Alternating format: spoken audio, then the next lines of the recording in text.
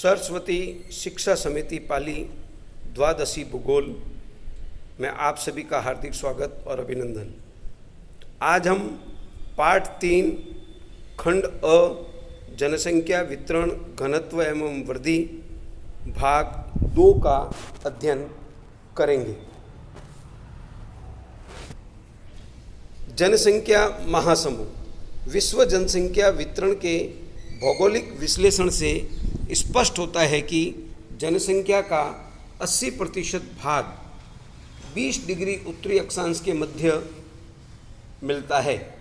पृथ्वी का 50% भूभाग मानव निवास के अनुकूल नहीं होने के कारण निर्जन है।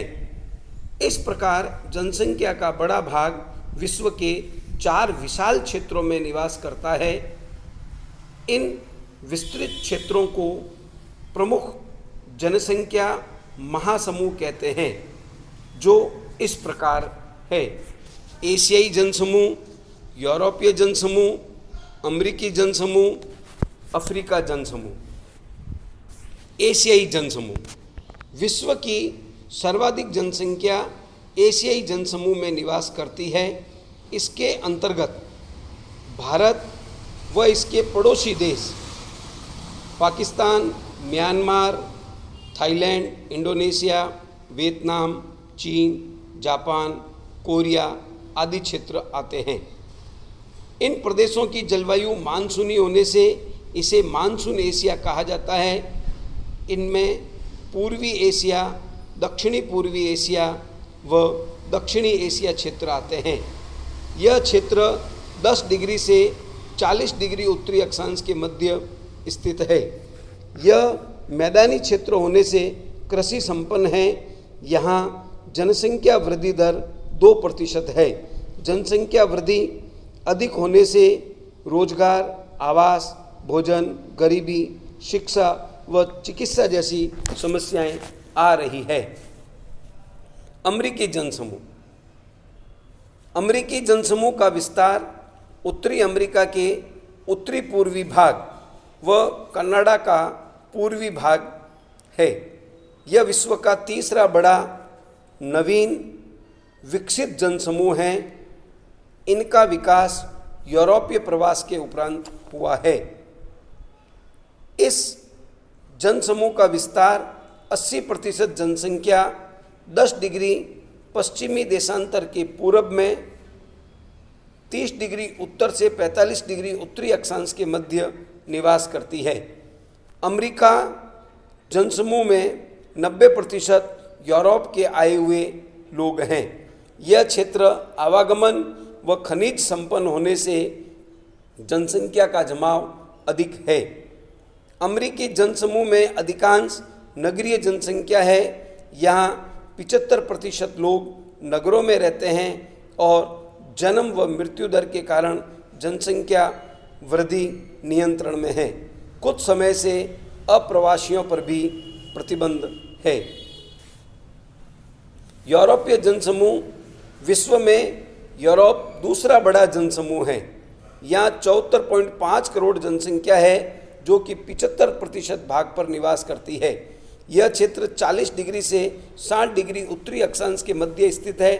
इस क्षेत्र में कोयला पेटी होने से आधुनिक शहर व औद्योगिक क्षेत्रों का विकास अधिक हुआ है। इसी कारण जनसंख्या का जमाव भी अधिक देखने को मिलता है। यूरोपीय क्षेत्र में जन्म दर व मृत्यु दर पर नियंत्रण होने से जनसंख्या वृद्धि दर भी स्थिर है। जनसंख्या घनत्व उच्च होने पर भी अधिकता की कोई समस्या नहीं है, अपितु कुछ देशों में तो जनसंख्या वृद्धि पर बल दिया जा रहा है। अफ्रीकी जनसमूह। अफ्रीका महाद्वीप में जनसंख्या 110 करोड़ है, जो विश्व की 15.4% है। यह विश्व का दूसरा बड़ा महाद्वीप है, परंतु 70% भाग में सघन वन, आर्द्र वन व मरुस्थलीय दशाओं के कारण निर्जन प्राय है। अफ्रीका का 30% भूभाग पर ही जनसंख्या का बसाव है। जनसंख्या का अधिक बसाव 3 क्षेत्रों में है: नील नदी घाटी क्षेत्र, जाम्बिया नाइजीर नदी क्षेत्र और दक्षिणी अफ्रीका का, घाना का पूर्वी तट। जनसंख्या घनत्व किसी प्रदेश में निवास करने वाले मनुष्यों की जनसंख्या और प्रदेश के क्षेत्रफल के पारस्परिक अनुपात से जनसंख्या का घनत्व मालूम होता है। यह घनत्व उस प्रदेश की भावी योजना बनाने का मुख्य आधार होता है। जनसंख्या घनत्व के प्रकार। जन घनत्व जनसंख्या के विश्लेषण में सहायक होता है तथा जनसंख्या के विभिन्न पहलुओं का भी अध्ययन किया जाता है। अतः उनकी संक्षिप्त जानकारी इस प्रकार है। जन घनत्व के प्रकार। गणितीय घनत्व। जन घनत्व में गणितीय घनत्व का प्रयोग अधिकांशतः किया जाता है। इसमें मानव व स्थल के अनुपात का विचार किया जाता है। इसमें कुल जनसंख्या के अंतर्गत कुल क्षेत्रफल का भाग दिया जाता है। आर्थिक घनत्व प्रदेश के संसाधन और जनसंख्या का विचार करते हुए जनसंख्या के अंदर कुल संसाधनों का भाग दिया जाता है।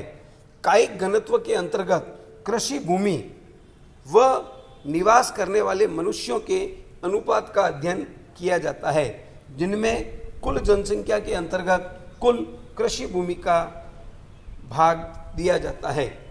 कृषि घनत्व। इसमें कृषि भूमि का क्षेत्रफल व कृषि में संलग्न जनसंख्या के अनुपात को ज्ञात किया जाता है। इसके अंतर्गत जो कृषक जनसंख्या होती है उसमें कृषि भूमि क्षेत्रफल का भाग दिया जाता है। पोषक घनत्व में खेती की भोज्य फसलों का क्षेत्रफल और प्रदेश की जनसंख्या का विचार किया जाता है। इसके अंतर्गत कुल जनसंख्या के अंतर्गत उत्पादित भोज्य फसलों का जो क्षेत्रफल है उनका भाग दिया जाता है। इस प्रकार जन घनत्व का उपयोग अलग अलग उद्देश्यों की पूर्ति के लिए किया जाता है।